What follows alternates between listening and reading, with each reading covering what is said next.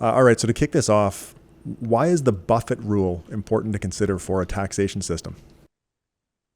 So the origin of what's called the Buffett rule was, 10, 15 years ago now. During the Obama administration, Warren Buffett, the famed investor, noted that the average tax rate he paid, so the total taxes divided by his total income, was lower than that of his secretary. Hmm. And he thought this was not a good feature of the US tax system, and that ought to be something that's a focus for tax policy. He thought Hmm. it was not a good feature because he thought it was unfair. So this is purely about a question of how progressive a tax system ought to be. During the Obama administration, they explicitly targeted this. They had press release saying, here's what the Buffett rule is. We think that's a good rule. We think Warren Buffett is smart. He's a rich guy. We want to, kind of borrow his credibility to make the case that we ought to increase the taxes on high earners somewhat. Um, Whether they did, I can't recall exactly which tax changes came out of that, but that was the origin of it. Hmm. More recently, analysis of the US tax system found that the Buffett rule really failed in the US, that there, in other words, higher earners were paying quite a bit less in terms of their average tax rate than middle earners. And, there's some analysis of that. So that was one of my motivations of trying to do this for Canada. Hmm. Wow. And what are the challenges with defining tax and income when measuring the distribution of personal tax rates in Canada? So one of the main challenges, and this comes up in the US analysis too, and is part of the source of the debate, is figuring out what we mean by taxes. Now, normally people are just talking about the personal income taxes, not talking about, sales taxes and other things, which of course we pay, but we're talking about progressivity of the personal income tax system is normally what people are talking about when they're talking about the Buffett tax or Buffett rule. And the problem is there's several features, especially in the bottom half of the income distribution, that are kind of harder to categorize. And just taken as an example, the Canada Child Benefit. This is actually, the provision for that is in the Income Tax Act. So you can definitely argue it's part of the income tax system because it's right there, but it is not delivered through the tax forms. It's delivered as a monthly installment that goes direct deposit right into parents' bank accounts every month. So is that a negative tax? Like, does that reduce your tax burden, or is that something Hmm. that's outside the personal income tax system? Okay, maybe we can have a debate about that, but there's even weirder ones where there's something very similar to that, which is the what used to be called the Canada Workers Benefit. It's changed a bit and evolved a bit now, but it was also a refundable tax credit, very similar to the Canada Child Benefit, but for whatever reason, it was delivered right in the tax form. So you finished your tax form, one of the last lines is like, oh yeah, there's the Canada Workers Benefit. Here's how much you get. Subtract that from your taxes. Here's what you actually owe. Hmm. Um, there are other items that have been on and off the tax form, refundable credit, not refundable credit. It gets very murky what is income and what is kind of a negative tax. Now, importantly, this is something that really matters if you're someone who gets Canada Child Benefit, GST tax credit, Canada Workers Benefit, which tends to focus more at the bottom end of the income distribution. So there you can generate, these average tax rates, which is taxes divided by income.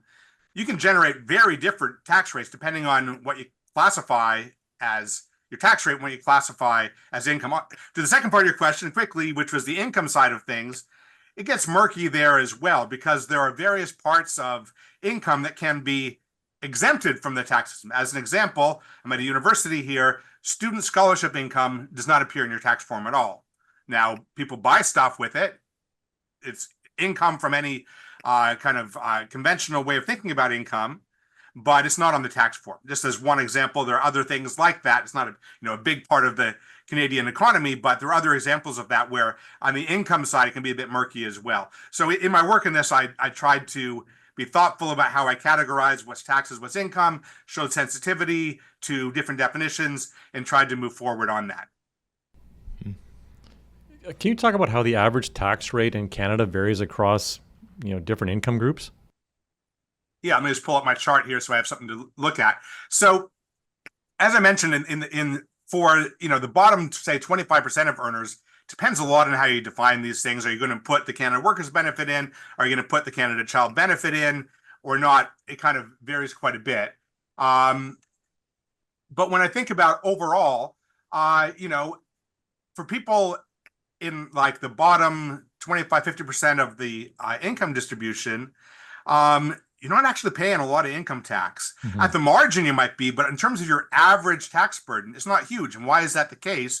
Well, we all get a basic personal amount that's now getting close to $15,000 a year. Your $15,000 is going to be income tax exempt. People have other credits for other things they get that can wipe out other parts of taxable income. So you don't actually, for most people, get to minimum income tax until you're around like $20,000 or $25,000. And so then if you're like a median earner making 55 or 60, it's like only your last 25 or 30 of that is even subject to taxes. And that's going to be at generally kind of a low rate. So for the bottom half of the income distribution, we're looking at average tax rates that are in the range of, at the median, it's only like 10% of your total income that you're paying in income tax. Again, your property taxes, sales taxes, there are other things going on there. When you get to the top half, though, that's where things start to stack up. You get the progressive tax system where you have increasing tax brackets as you get higher. You have, more income that's subject to tax because you're getting farther away from that part that's not taxed at the bottom. And so you get tax rates that are getting closer to, this is average tax rates again, 25% and even 30%,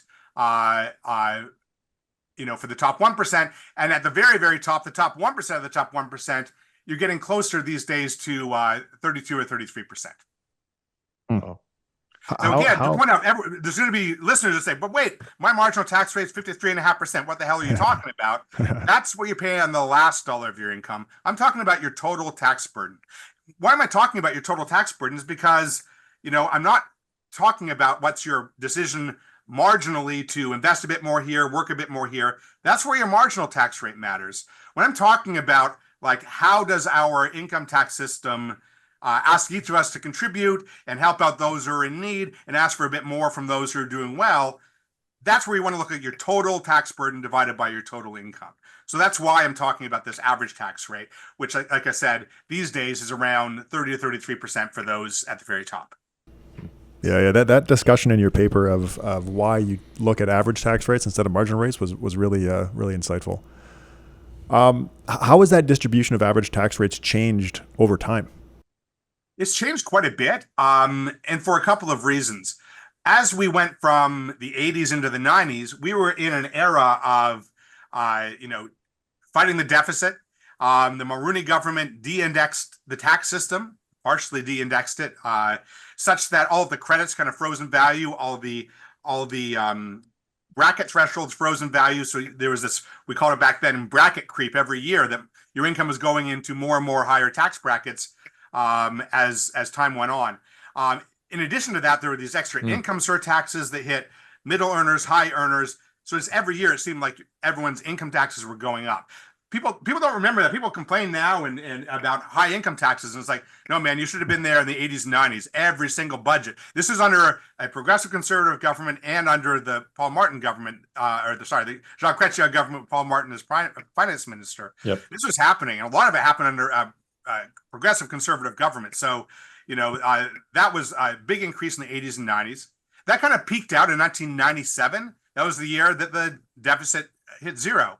And Paul Martin, as finance minister, put in place some tax cuts. He stopped the de-indexation of the tax system, re-indexed those tax brackets, so they moved up every year as people's incomes moved up.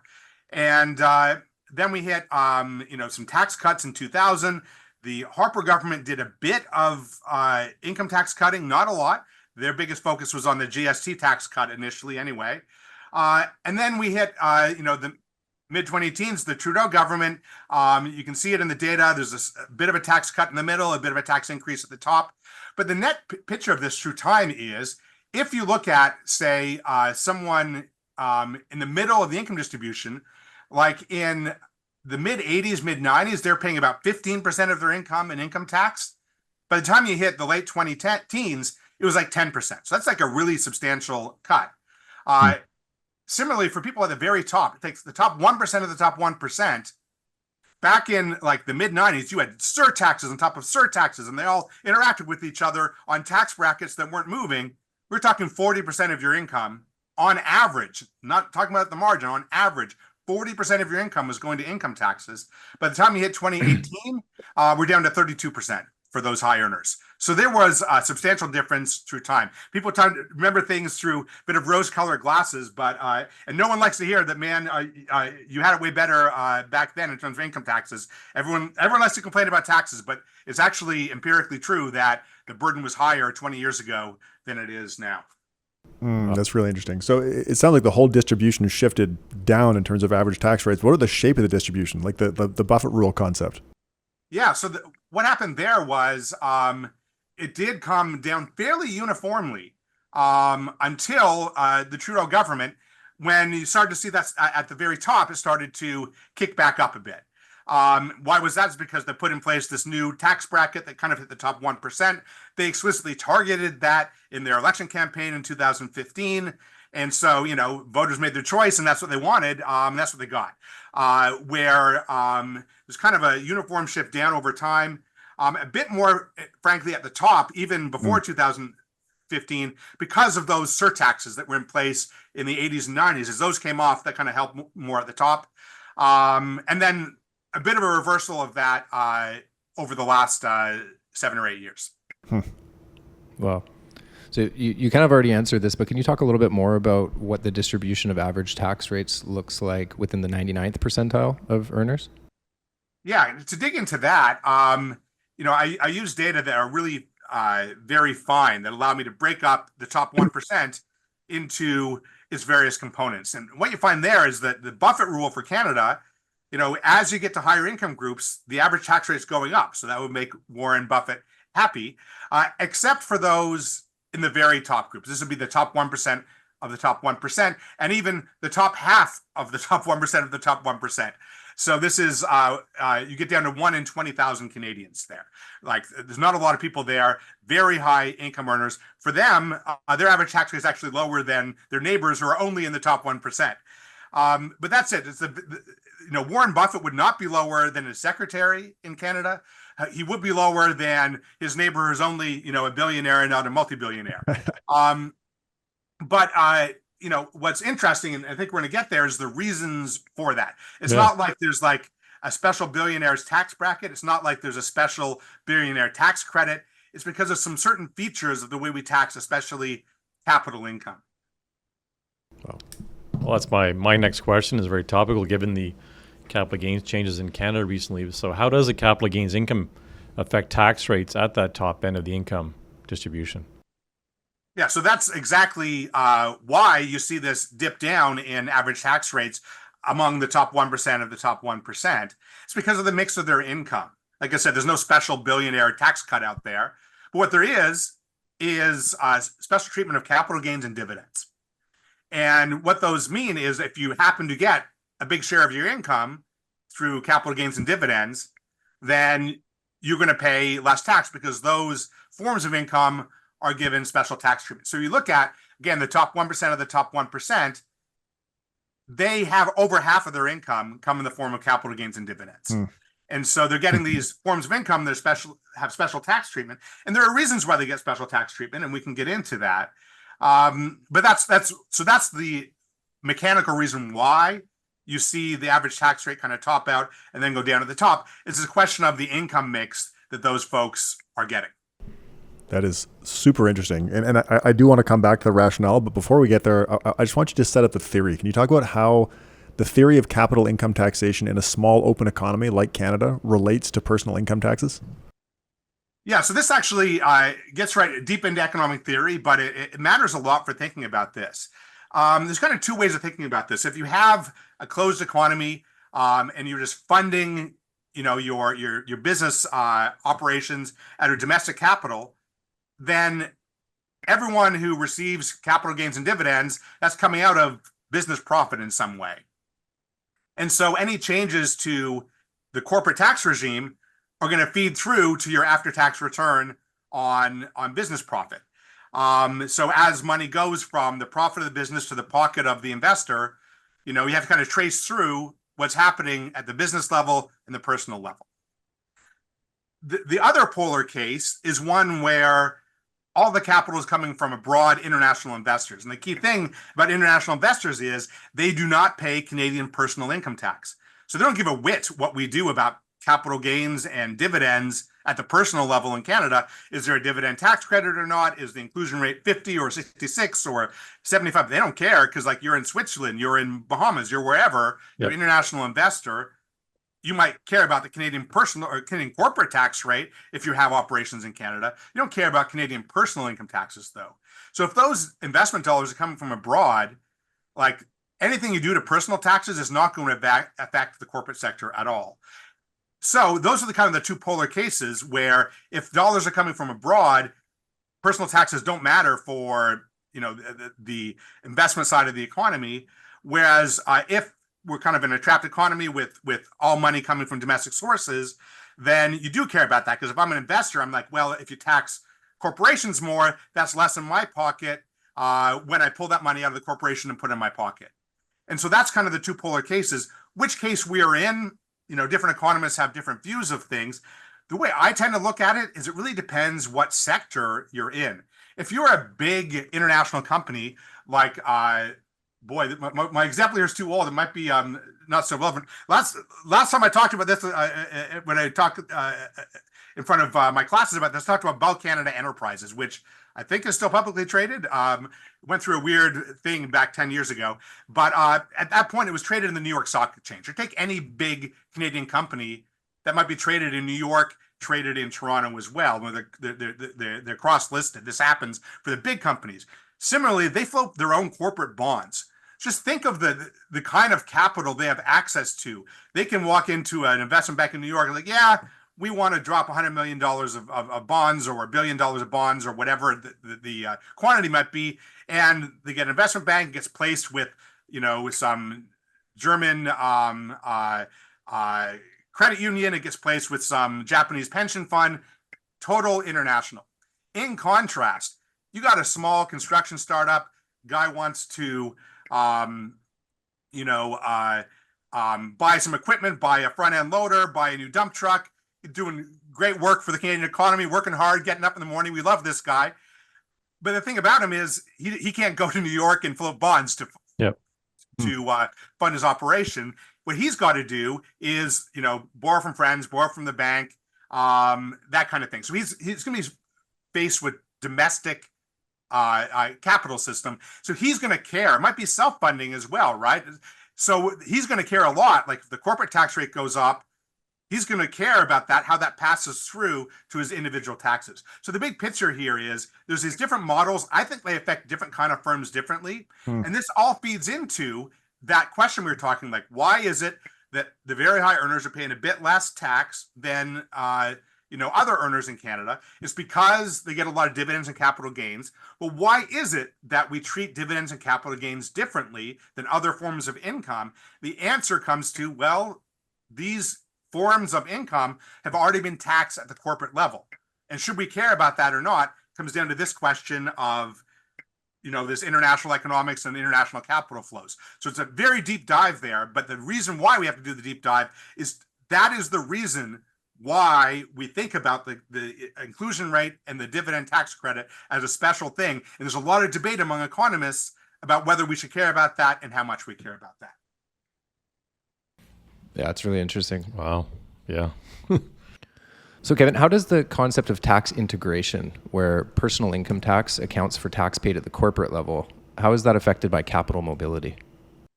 Yeah, so this is kind of a part I skipped over a bit in talking about the international, capital flows.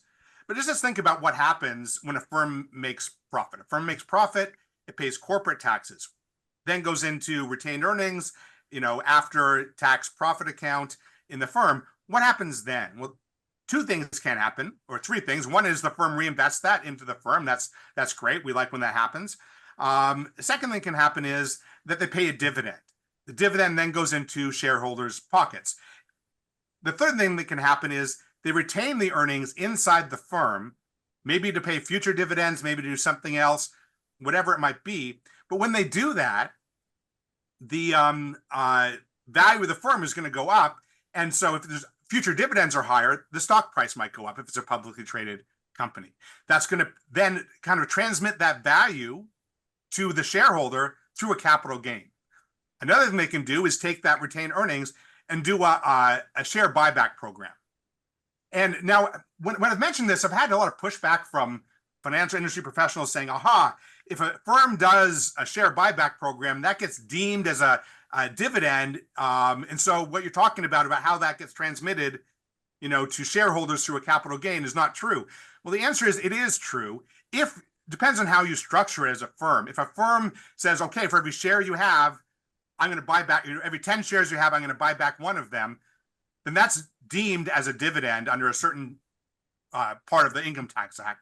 In contrast, the firm just says, I got $100 million of retained earnings here. I'm just going to go out to the market and put in orders and buy a bunch of shares on the open market. What happens then is that the price of the stock gets bid up, and then that benefits everyone who holds that stock through a capital gain. And that's a way to transmit that firm value to the shareholder through a capital gain.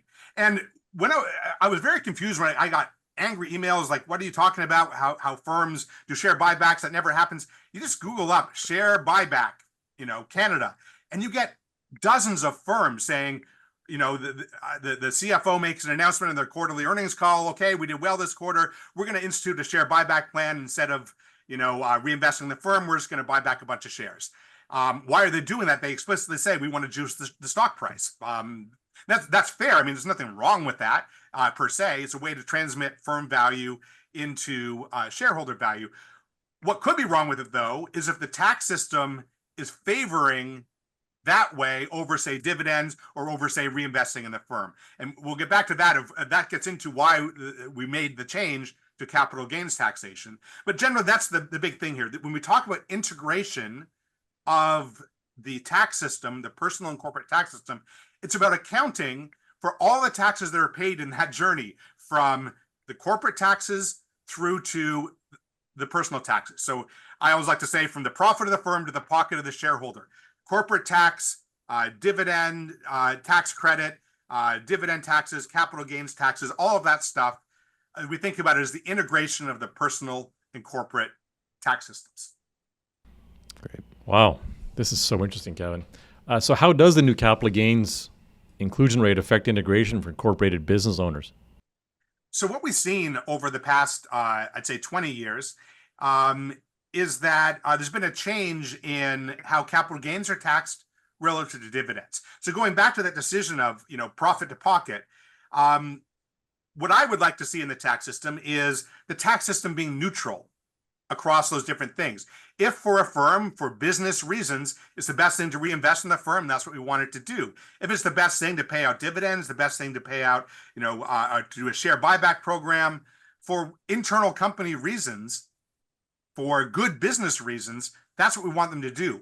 What we don't want is the tax system to push firms one way or the other. And we've seen that through time. When one of these channels gets tax favor over another, you have a CFO saying, well, we could invest in refurbishing our fleet of trucks, but that's going to cost us a bunch of money. And the other competitors aren't doing that because, capital gains are so cheap to transmit value to shareholders right now. We're just going to do a share buyback plan and flush the money out of the firm rather than investing in the firm. That's the kind of thing that is good for existing shareholders perhaps right now, but isn't good in the long run for the economy. We don't want firms to have an incentive to flush the money out of the firm instead of investing in the firm. Similarly, with dividends versus capital gains, having a level playing field there is kind of the goal. So that's how I entered this discussion of the capital gains inclusion rate. Over the last 20 years, the total tax rate from profit to pocket of capital gains versus dividends as a channel to transmit those firm profits to shareholders got out of line. And so what that meant was, you saw, if you graph over time, you saw a decline in dividends and a big increase in these share buyback programs.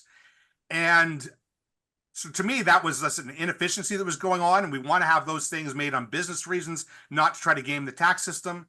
And so to put those things back online, an increase in the capital gains inclusion rate was one way to do it. Of course, you could also say the other way to do it is to lower the dividend tax credit or the dividend tax rate, and that's a fair comment. This government was also interested as another thing that they viewed as a benefit of this was to try to shift that buffer curve up a bit and make high earners pay a bit more. So that's why they made that choice. That's the question of, who pays what in the tax system. And that's any government gets a choice of doing that. We all as voters get a choice of whether we like that or not.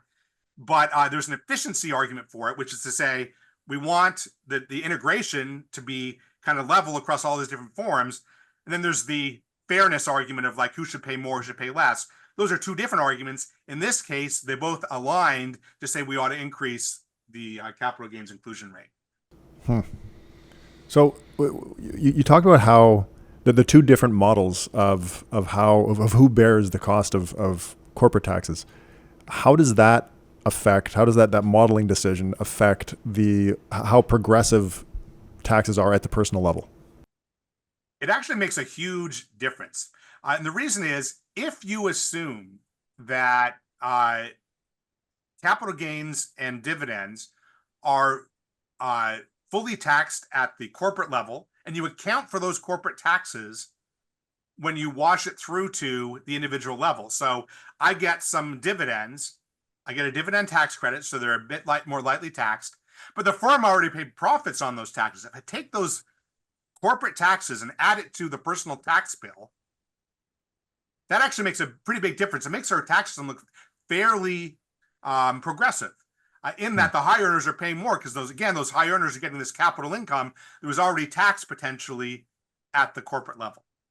Now, in contrast, if what's happening is that those corporate taxes that are being paid at the corporate level, we don't want to account for those. If that's the other way you want to go, that you're not going to account for those, then all we see is what we've been talking about is that, geez, those high earners are getting capital income, which is lightly taxed. Therefore, they're not paying enough tax. They should pay more. So whether you think the system is progressive or not depends on whether you think that those corporate taxes that are being paid by companies in Canada are being passed through to the shareholders or not. And some people think they are, some people think they aren't. To me, it depends a bit what kind of firm we're talking about. So just to put that in a nutshell again, if you think that those corporate taxes are being passed through to shareholders, then the system is already pretty progressive because those dividend tax credits and the inclusion rate are fair game because you want to account for the fact that corporate tax has already been paid. So that's where one of the points of my work on this is you kind of got it. If you're worried about the progressivity of the tax system, you kind of have to take a stance on how much of those corporate taxes are going through to shareholders. Yeah, that part of your paper was like mind blowing for me. So if they're not being borne by shareholders, and I know you already talked about this, so I just want to come back to it to make sure our listeners and myself understand. If it's not being borne by like the Canadian taxpayer, it's because it's being borne by international investors effectively?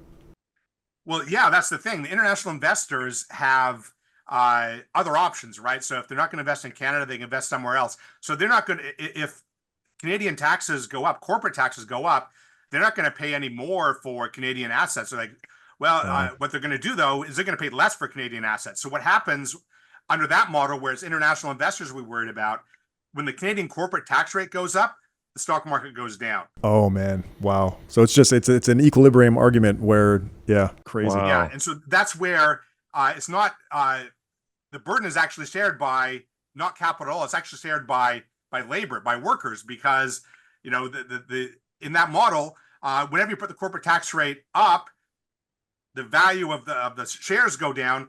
The only way that the firm essentially can pay it is by paying their workers less.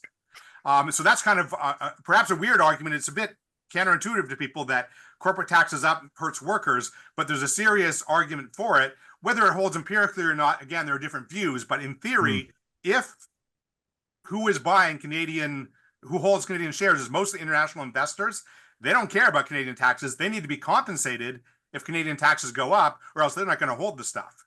Yeah. Wow. I actually made a similar argument on Twitter when this was first announced, and I was lambasted by quite a number of people. So it's very validating to hear you at least elucidate that to It our can audience. often be the case that speaking a bit of truth on Twitter gets you lambasted. Tell me about So it. you have to, as I'm sure you have, learn to take that with a grain of salt. Oh, absolutely. Oh, that's great. So you touched on this already, I think, but you mentioned there's kind of two schools of thoughts around who bears the cost of corporate taxation. So can you elaborate a little bit on that? Like, is there a sort of a right way of thinking about that? Yeah, I don't think there is a right way, but it again comes down to who you think the marginal investor is. If the marginal investor is a domestic tax-paying entity, I'm just taking a diversion there. I said domestic tax-paying entity because you know who's the biggest shareholder in Canada? It's the Canada Pension Plan Investment Board, right? And you want to talk about the middle class. That the Canada Pension Plan is paid into by all Canadians, and really, the middle class is a big beneficiary of it. So when you tax companies a lot more, and that diminishes the return of the Canada Pension Plan, that's the kind of channel you think about it hurting the middle class right there. The biggest shareholder in the country is not some rich family; it's the Canada Pension Plan Investment Board. So just as a sidebar there, that's where I'm talking about taxable domestic entities. So if you're a taxable domestic entity, then that model says that if you increase corporate taxes, then I'm going to have to bear the burden of that when I pull the money out of the firm. I will have effectively paid that corporate tax, then have to pay personal tax on top of that. If you don't allow some relief for the fact you already paid the corporate tax, that's going to lead to a very high tax burden. So, if your corporate tax rate is 30%, your personal tax rate is 53.5%, that's an 83.5% tax rate. And, that's not fair, that's not efficient, that's not good in any way to have an 83.5% tax rate. So that's why you might give relief. So what we're going to do is we're going to lower the personal tax burden to account for the fact you've already paid 25 or 30% at the corporate level. That's one model. That's why you want to give this relief. The other model is that the money is coming from abroad. They're going to be paying that Canadian corporate tax, but they're not paying the Canadian personal tax. Their decision of what to do in Canada doesn't depend on personal taxes at all. So if you give dividend tax relief, if you give capital gains tax relief, that does not change anything with respect to the firm's behavior, because what the firm cares about is international investors. International investors aren't paying Canadian personal tax. So overall, how progressive is Canada's personal income tax system? So my answer to that is actually it's not bad. Even at these two polar extremes of how we think about capital income taxes as whether we ought to add in the corporate tax or whether we shouldn't, the curve still goes kind of up. So that the Buffett rule is pretty much satisfied. There is a bit of a dip down for the top half of the top 1% of the top 1%, the top 1 in 20,000 taxpayers. So it's not there's definitely some progressivity there. What's interesting to me is a lot of the debate of what goes on in the middle versus the bottom. There, as I mentioned up front, depends a lot on how you think about those refundable tax credits, like the Canada Child Benefit, the GST tax credit, whether those are income, negative taxes, or whatever. But in general, there is a good degree of progressivity there. It's true for almost all Canadians that if you earn more, you're going to pay more. And that's kind of satisfies the rule of having a progressive tax system. Whether it ought to be more progressive or not, especially at the top, to me, depends a lot on how you want to think about that capital income taxation. That's really a core thing, which to me, it's a difficult question because, it depends a bit on your view of how international capital flows around. The way I think about these questions of is something progressive enough, the questions of like, what will be the impact on the economy? What will be the impact on efficiency and investment and growth? These are all good questions for an economist, and we have models and we have data on that. When it comes down to like how much different people ought to pay, I get one vote out of 40 million Canadians. And so I have my own views on that, and I just don't think I have anything special to say on that. We all have a view on, how much more someone who's making a bit more ought to pay, whether we kind of hit the sweet spot on that. What I'd note is that there's been a lot of political, mud throwing about what's gone on over the past 7 or 8 years in terms of higher taxes at the top. When you look at the last 30 years of progression on this, it's pushed it back a bit up, nowhere near what it was in the 90s. So you could argue we shouldn't have gone up, tried to reverse that at all. That's fine. You can argue that. Like I said, you have one vote, I have one vote. We all get to make our choices on election day. But what's empirically true is it's not been it was much worse for high earners in the 90s than it is now. And so going back to the capital gains taxes and specifically the increase in the inclusion rate around the capital gains taxes, what effect do you expect that to have on how progressive Canada's tax system is now? I think it will have some effect, especially at the top. As I mentioned, the people at the top, in the top 1%, specifically like the top half of the top 1%, is where they start getting a lot more capital income in your income mix.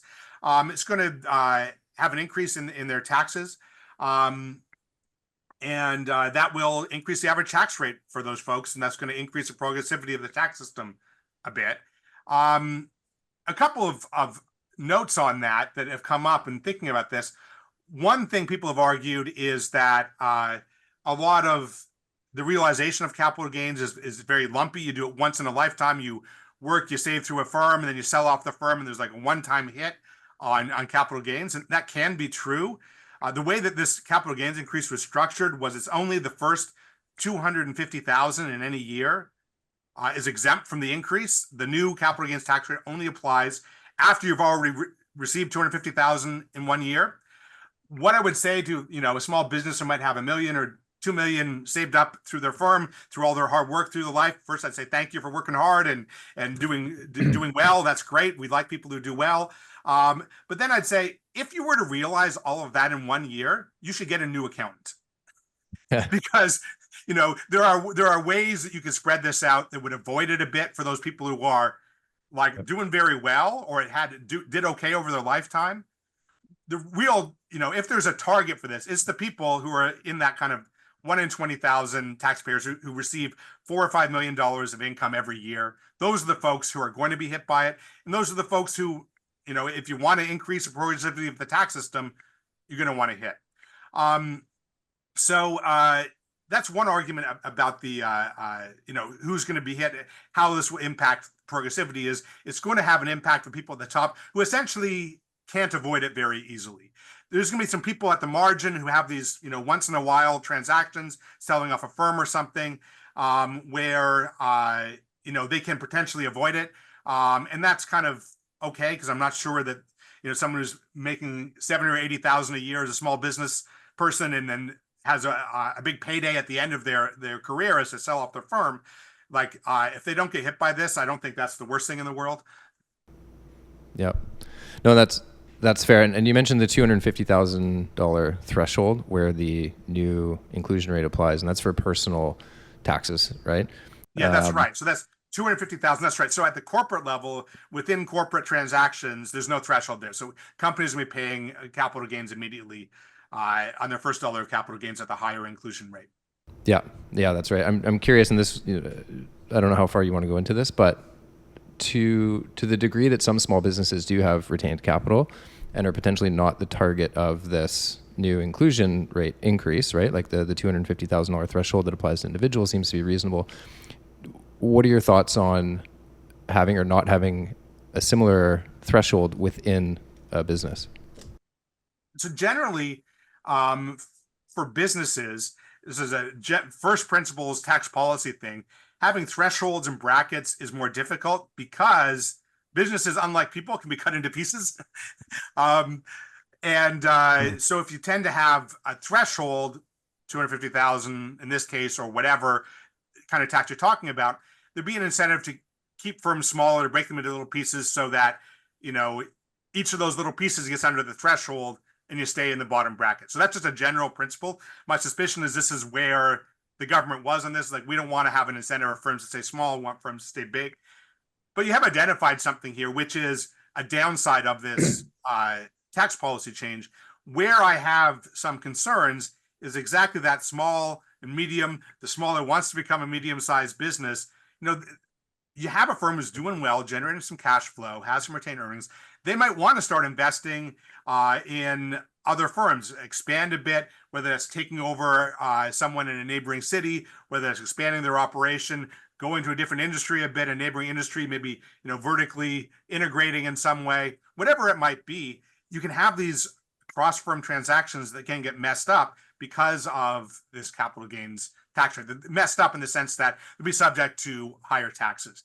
And again, as a basic principle, we want business decisions to the extent possible made on business principles. And is this a good cash flow? Are revenues bigger than costs? These are things we want to matter. We don't want people to say, well, that would be a good investment, but the taxes are better if I make the investment over here. That's not what we want. And the concern is these across business transactions might be affected by the fact that the capital gains inclusion rate is a bit higher. Now, it's a bit higher at 16 points higher from 50 to 67. It's not going to be the end of the world here. These are more rare transactions, but I think there is some legitimate concern there. Similarly, an entrepreneur who does well in one firm wants to roll that money into a new firm. Again, they have a lifetime capital gains exemption. Once they exhaust that, they're going to be hit by the new one. And again, that kind of rolling over into a new operation, that's the kind of thing we want to have. Entrepreneurs successful, we want those people to do it again. And so here is where there's been some pushback. You could see in the budget announcement that the finance minister was concerned about this as well. There's an increase in the lifetime capital gains exemption. There was some discussion of special rules for the tech sector on how they might be able to roll over this kind of money. So the government's aware of these concerns. I think they're right to be aware of these concerns, but that comes down to these, within corporate sector transactions could be hit by the higher inclusion rate.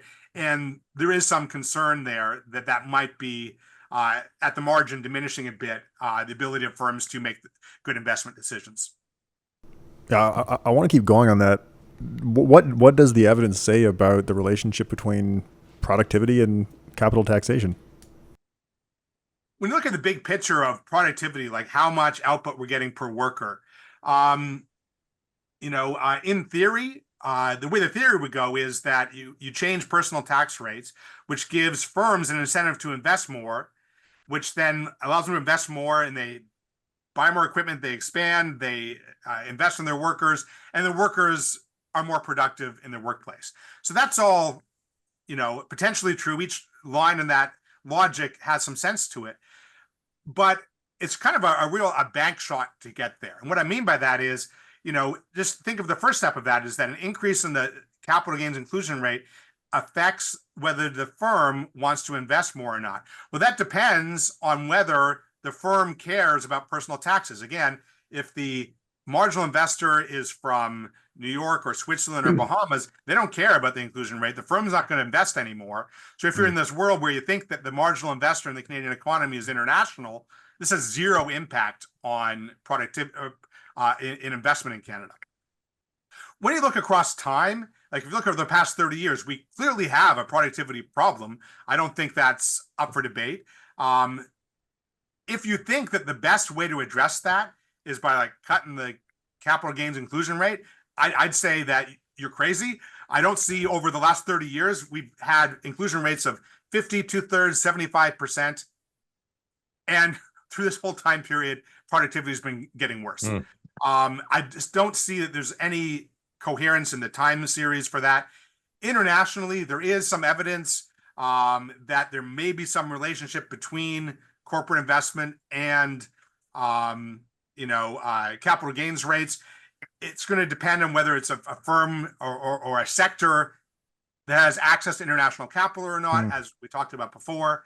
For me, though, if your goal was to if your goal for increasing productivity was to try to increase corporate investment, which is one way you can get there, not the only way, but one way, I'd rather do it more directly, which is provide an incentive for investment. And that's what we've done through the accelerated depreciation that we've had in place the past few years, so that when you invest, you get to write off those investments more quickly. That provides a firm to big incentive to invest more quickly. And it's kind of boring stuff, right? It's like, imagine you're Rogers, you have a big fleet of vans that go out and fix people's internet when they're down. Like, how often do you update those vans? Do you do it every 5 years or every 6 years? Well, I can tell you the CFO at Rogers has like a spreadsheet that has a model of that. If the investment of that gets them a big, accelerated depreciation credit, they might change that decision and say, you know what, we're going to do more vans every year. It's kind of very boring and methodical like that, but that's really how this works, right? We're going to invest in upgrading our van fleet more often. We're going to invest in, expanding our 5G network more quickly than otherwise would. That's the kind of thing that can happen with accelerated depreciation. It's very tightly in coherence with investment. You invest more, you get a tax cut. Versus kind of this bank shot. It's like, well, we'll give some rich guy a capital gains tax credit, and then maybe the firm will account for that when they do stuff. It seems like it's so far away that I don't prefer that. If I wanted to increase corporate investment, it's the accelerated depreciation where I go. The accelerated depreciation has expired. I really think that we ought to bring that back if that's the channel that we want to do to increase corporate investment. So a last point on this is increasing corporate investment is one part of that, giving workers, a better environment to work, better equipment, better tools to work with. That's one way. The other way to increase productivity is to make sure the workers are skilled up and tooled up and ready to go. And, one part of that is making sure our education system is doing well, but there's other more, fundamental part, which is making sure that people have a good core education when they're going through school. Like when you think about the good functioning of the Canadian economy and where we want it to go, like a large part of that, you might think is elite higher education. The people go on and be lawyers or MBAs or whatever, and that's fine. We can do better or worse at that, and maybe that's good for the Canadian economy. But all of that investment, the corporate investment in those better vans for Rogers or better computer equipment for whoever, like there's a user sitting there, and they're not like from the top 1% of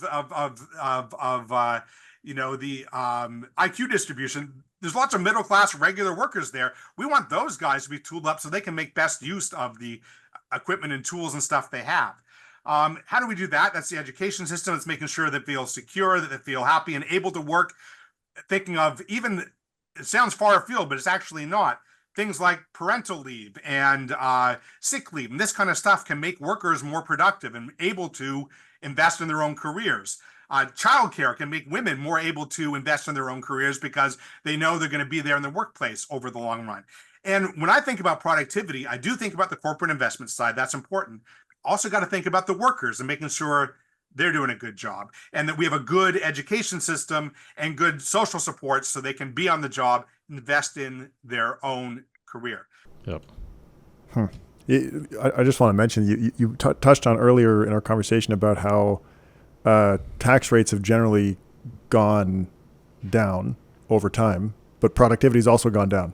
So to think that lowering taxes is going to fix productivity seems, at least in Canada, empirically false. Yeah, I mean, that's kind of it. The idea that our productivity problem will be solved by cutting corporate or personal tax rates. We kind of done that over the past 20 years. And that maybe it's pushed us a bit more and a bit more corporate investment, and that's a good thing. But it's not been enough to reverse this productivity slide. It just occurs to me, a last point on this, think about, AI stuff, right? So we know that it involves big corporate investment in big server farms and fancy fast computer chips, huge investment there. And so on the corporate side, you want to have, imagine you wanted to have, for a productive economy, do stuff through a lot more kind of AI rather than people, slaving over spreadsheets or whatever, having some AI doing that all for us.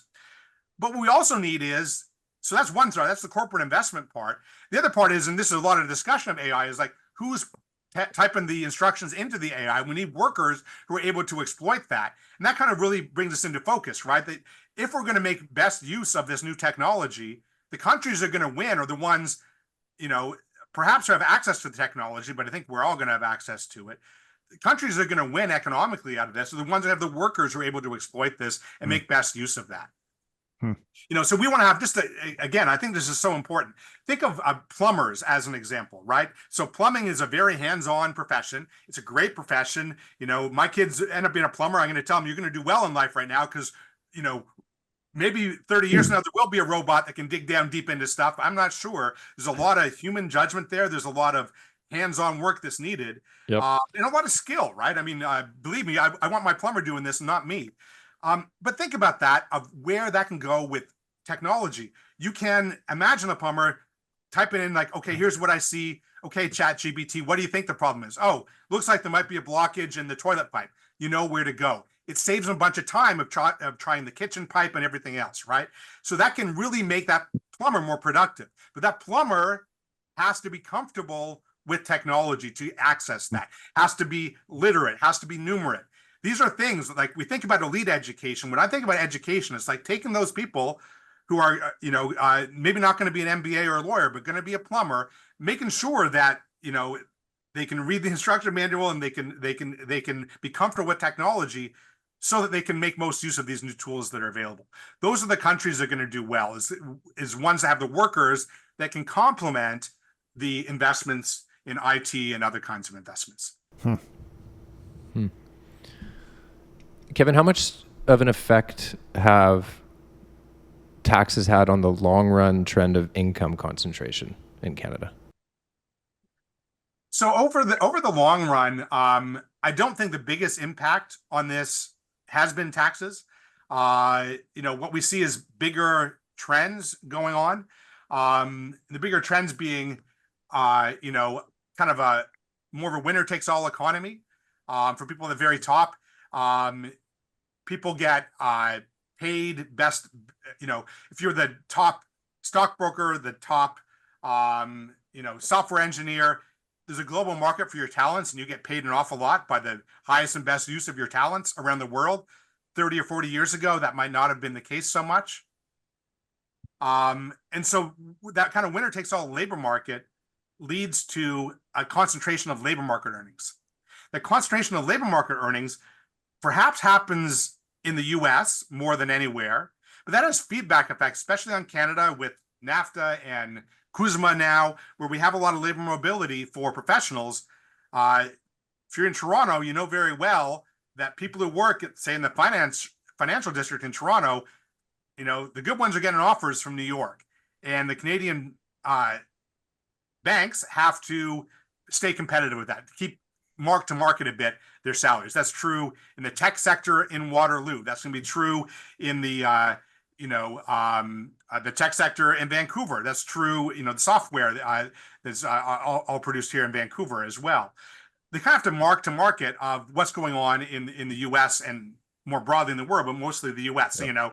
People here in Vancouver are getting offers from Silicon Valley. We can't be out of line with that. Those kind of labor market things are, to my mind, what has driven inequality more than anything over the past 30 years. What the tax system can do is push back against that a bit. And how it can do that, it can increase those transfers to people in the bottom. That's the increase in things like the Canada Child Benefit that we've seen cut their income taxes a bit here and there, but also perhaps push back against that a bit at the top, which means that you're going to increase the taxes on higher earners a bit. So that's kind of where the tax system comes in. It's really, really hard to use the tax system alone to try to reverse these big global trends. You can push back at it a bit here and there, and we can debate how much you want to push back and how much is too much, how much is too little. But to try to push back against those global trends would be very hard. Because just think what would happen if we were to impose a 65% tax bracket on high earners in Canada. Think about the financial district in Toronto, the tech sector in KW or Ottawa or Vancouver. Like the firms would have to, again, mark to market against Silicon Valley, against other places, and pay really high pre-tax salaries to account for those higher taxes, which means they just wouldn't be here. Those firms would not locate their labor here. They would put it back in Silicon Valley to start with and not have their Vancouver operation going. So I just don't see those really, really big tax rates at the top to be feasible because of that kind of mechanism. For that reason, I think it's more fair to argue you want to push back against it a bit, but those big global trends in labor markets are something that's harder for the tax system to completely undo. So before we jump to the next topic, I have to ask you about capital gains. In your view, is the increase in the capital gains inclusion rate a good thing for Canada? Overall, where I come down is I think it is good. And for two reasons. The one is that it kind of better aligns the taxation of capital gains with dividends so that the tax system is neutral across ways of getting firm profit to shareholder pocket. That's kind of the efficiency argument. On the fairness side, I get one vote out of 40 million on this. I kind of think that people who are doing well, ought to contribute more to the pot, and this is one way to get them there. Um, other people have different views on that, and that's fine. Sometimes when people talk about having, the rich pay a bit more, it's like, why do you hate the rich? I don't hate. I think we have more people working hard and making a lot of money, and that's great for Canada. I like that. That's good. But when you've been successful, I just think you have an obligation to pay back a bit to the rest of society who's helped you in some ways get there, whether it's the education system for you, Yep. your family, the society around you. I just kind of think you got to throw some more back in the pot. That's kind of where I am on that. So I don't, I'm not someone who rages against rich people. I get paid a good salary here. I don't hate myself. I do think when I make more, I have an obligation to put a bit more back in the pot. Now, how much more you put back in the pot, people have different views. Some people think they put enough, and that's fine. We all get a vote on election day. Okay, Kevin, we have a few more questions on some of your other research, which was just too interesting not to ask you about. Can you talk about how longevity in Canada has evolved over the last 50 or so years? So what we've seen across Western countries, anyway, is over the last century, is that lifespans have been getting longer. People have been living longer, both men and women. Over the last half century, what's unique about that is that most of this has been in the last half of your life. In the 50s, 60s, 70s, and 80s, you have more and more people surviving. Part of that is the first half of the 20th century, we kind of almost exhausted the gains. It's really good. The child mortality is down by a huge factor. People dying in their teens, 20s, 30s, 40s is way down. Where we're making the gains recently is at the older end. So that's why thinking about longevity is an important part of thinking about overall mortality trends. And what we've seen is people are living longer, and it's quite a bit. Just even over the past 50 years, we've gained like 5 years of life expectancy. And that's really huge when you start thinking about it. Start thinking about your balance of how long you want to work, how much you have to save. If you have an extra 5 years or not, that can matter a lot. What my research has done is look beyond. So that's the kind of number, the fact that life expectancy has been getting longer. You can get that. StatsCan produces every year a life expectancy estimate, and that's good. But that's for the average Canadian. What I did in some work with Tammy Sherrill from Wilfrid Laurier is to look at the distribution of that and see how does that vary across different kinds of Canadians. And we looked specifically at high earners and low earners. And what we found is there's quite a bit of difference in how long people live. And in fact, if you look at the top 5% of earners versus the bottom 5%, it's about 8 years of life expectancy difference, which is almost like 10% of a lifetime. And when you start thinking about that, like, we've all had loved ones who are in the last year of their life and you want to spend more time with them. Every day seems precious when you're in that position. Imagine what you can do with an extra 8 years, how many more birthdays you can attend. It gets you teary-eyed. You start thinking about grandma or grandpa, what you could do with an extra 8 years. High earners have 8 more years on average of life expectancy than low earners. And that's just, I think, a tremendous element to think about Canadian society and how our economy works, just in terms of what we're doing here in life in the 21st century. Now, I want to importantly say that's not a question necessarily of income. It's not like, oh, we tax the high guys more and give it to low guys, that's going to reverse it. It could be other things that are going on. It could be, the healthcare you've received over your life. It could be where you live. It could be choices that you make about lifestyle. It could be lots of things that income might not change. So I'm not saying that income is the driving path. I'm just saying people who are in that bottom 10% for whatever reason tend to live a lot shorter than the people who are in the top 10%. The other interesting fact on this is a strong contrast to the U.S. is in the U.S. over the past 30 years, the way this has evolved, the top half of the income distribution has seen all the gains in longevity. The bottom half has stayed the same. They've not seen any gains at all. In contrast, in Canada, it's almost uniform, a uniform shift up for low earners and high earners. When I presented this research in the US, people immediately jumped to, health insurance as a big thing that matters for this. And that's possible. But what's interesting is our public health insurance system didn't actually start until the 1960s. And so a lot of this, people who were looking at, a lot of this happened while they all had public health insurance. So these gains have happened. This uniform shift has been happening, in the context of everyone having public health insurance. Also in the US, they have Medicare, they have Medicaid for lower earners do have public health insurance in the US. People who are hurting more are the people who are in the, the working poor who don't qualify for the public health insurance, but don't get health insurance through the workplace. That's where the gap is in the US. So I'm less convinced as health insurance. I don't know what it is. There's lots of theories bouncing around. It might be different health behaviors. It might be different things going on. It might be crime and exposure to violent crime. I don't know what's going on, but it's really different in the United States and Canada in that the shift has been more uniform. I think we're really happy to see that in our results. It gives me a sense that even though, there is this difference in life expectancy, at least, it's not getting worse over time, that everyone's benefiting from the gains in society, that people are living a bit longer at the bottom. So that's, I think, a good thing. But that's why this was a new and interesting finding is that, again, we kind of knew that life expectancy overall was getting better. What we didn't know was how that varied across different kinds of Canadians. And what we learned is there's fairly big gradient. That 8-year difference between the top and bottom 5% I mentioned in the US, that's 12 years. Oh, wow. So, it's even bigger in the US, 12 years and getting bigger every year. Crazy. Wow. So you mentioned there's other things that impact longevity. It's not just income, and you've done some research into the relationship between geographic location in Canada and longevity. So can you talk a little bit about the relationship there? Yeah, what we see is that the biggest difference when you look at a map. So I've mapped this out by the first 3 digits of your postal code.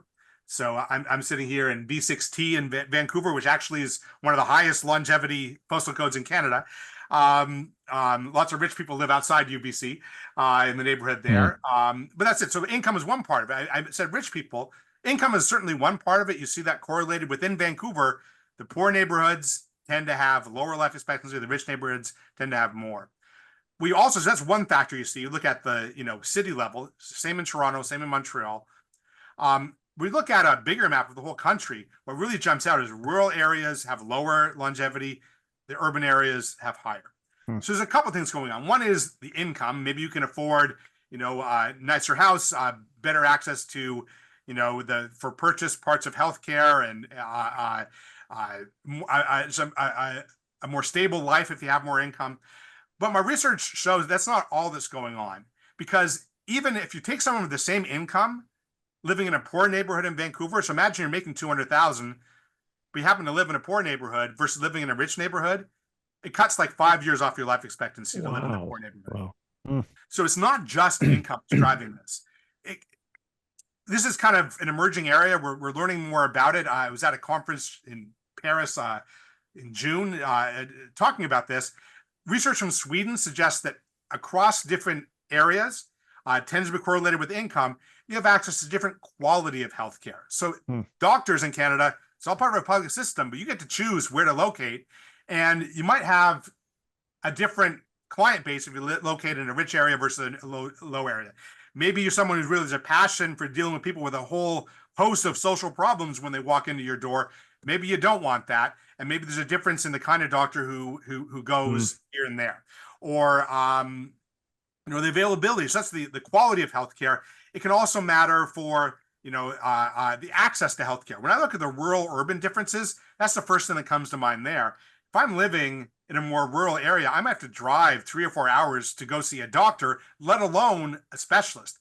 British Columbia has a really big geography. A lot of specialists live here in Vancouver. And so, we have a lot of people who would come from Prince George or Fort St. John to come to Vancouver for cancer treatment or something like that. That's 1,000 kilometers, man. That's only Prince George. Fort St. John is even farther. That's a real big burden on that. So that's another piece of evidence. There's evidence from the Netherlands that what really drives these differences in healthcare is healthcare access, specifically for chronic illnesses, things like cancer. So it might be detected earlier. It might be this easier for you to get treatment if you live in an area that has better access to care. So I think that's most likely one of the big things that's going on. We look at these longevity differences is access to quality healthcare is going to be a thing. Even within a public system, you're going to have these differences. So the other thing I'll mention that people think about a lot is, the quality of the neighborhood. And, people pay more to live in a nicer neighborhood, where nice might be defined as nice leafy trees, good parks, good schools, nice amenities around the neighborhood. Some argue that those are things that can have a causal impact on your health and your longevity. That just taking the same person and being around other neighbors can improve their longevity. People differ on how much they believe that. Like, there are some mechanisms you can imagine that, if you see everyone else jogging, then maybe you take up jogging. If you have bike paths and nice, parks around you, you might go exercise more. Those are arguments that are possible. Those are plausible. I'm a bit more skeptical than others that, this stuff kind of through osmosis affects me. Some people argue that it's about the stress in your life, that if you are at less stress of being subject to violent crime, that can just, improve the pleasantness of your life. And, the stress chemicals, cortisol is something, that if you get shocks of cortisol every day, you're not going to live as long. These are things that really matter for your long run longevity. Just live in a less stressful environment. Maybe that's something that helps you. A lot of stuff in the mix there. Income is certainly going to play a role. My guess, based on evidence from the Netherlands, from Sweden, is that access to quality healthcare plays a role. And then there's these kind of neighborhood effects of being around other people who are doing good pro-health kind of things might matter for you. Super interesting. What do you think the implications of those findings are for personal financial planning decisions? I think they're really big. I mean, just think of the financial planning stuff. For pensions, it makes a huge difference. If you look at your life expectancy, and people kind of know, it's around like 80 years or something, so I'm going to plan for 80. Like, no, if you're someone who's like in the top 10% of earners, your life expectancy isn't 80 on average. It's going to be closer to 90 than 80. And so it really does make a difference. So I'm sure good financial planners have known this for a while. I remember talking to chief actuary of the Ontario Teachers Pension Plan at one point. He was like, here's the thing about teachers, they live forever.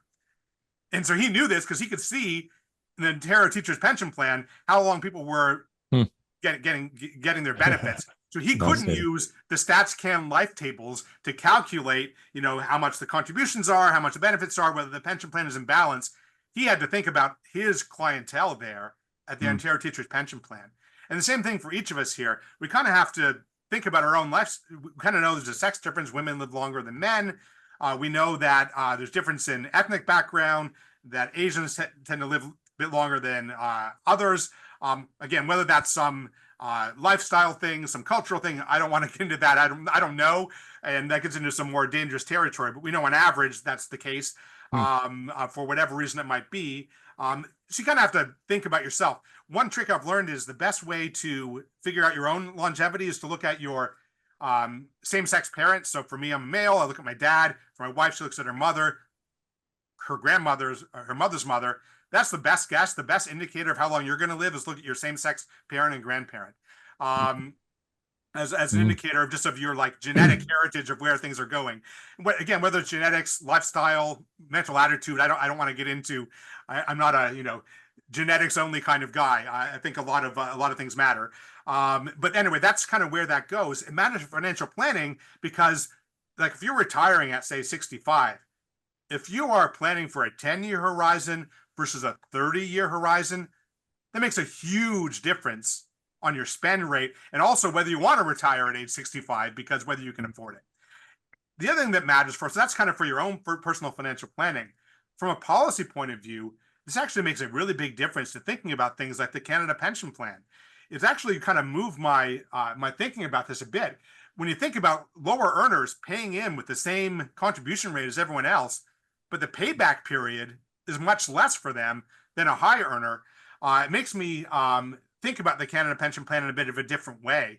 That I'm worried that rather than being neutral about what kind of earner you are, that it might actually pay off more to high earners than low earners. And that's something that I don't think we ought to be doing with our public pension plans. Now, it's not to say the CPP is a bad thing. There's disability insurance in there. There's it provides a pension for people who don't have one in their workplace. So I'm a believer in the Canada Pension Plan as social policy, but I think we do have to be attentive when we're thinking about the Canada Pension Plan to when we make a change to it to think about, well, what's the payoff period going to be for someone who's going to live to 90 versus someone who might only live to 65 or 70.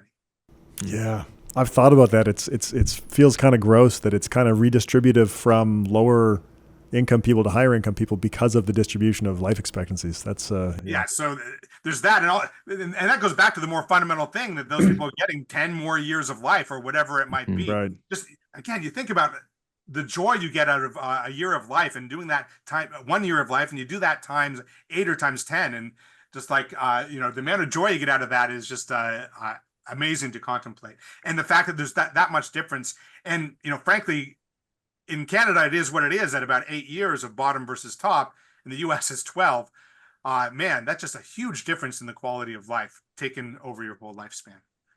That's really fascinating. I wonder, and you probably don't have an answer to this, but do people shift through that sort of distribution over their lifetime, and like specifically with respect to CPP, right? Like you might be sort of lower income or living in a rural area for part of your life, but then maybe through promotions or you start a business, you become a high income earner and move to, say, Vancouver downtown or what have you. And I'm just curious about if you've thought about how, regarding CPP specifically, how you might even manage something like that. Yeah, for a lot of thinking about CPP, it's going to be the average over your lifetime is going to matter for your benefit. Mm-hmm. An interesting question there is the payoff period for CPP of your longevity. Yeah. Like if I move to, here I am in V6T, one of the longest longevity periods. I was joking, my daughter's actually a student here at UBC, and she's living just off campus, but in the neighborhood in an apartment here. I was joking like, well, you're going to live to 90 now because you're spending a couple years in V6T. Mm-hmm. It's kind of a joke, but also thinking about the example you just gave. What if there's someone who's done well and retires to V6T? Are they going to benefit from the magic of V6T, only living here for 4 or 5 years? What years of your life, how many years of your life do you have to live somewhere before you kind of get that benefit of living in a nicer place? I don't know the answer to that, but it's really a kind of a deeper question that gets at a bit of this. Like, is it the income that allows you to buy stuff? Is it the neighborhood that you're living in and you learn from your neighbors and you benefit from your neighbors? I don't know, but one way to get at that is to see like where you get this longevity boost of where you live when would help us to address that a bit.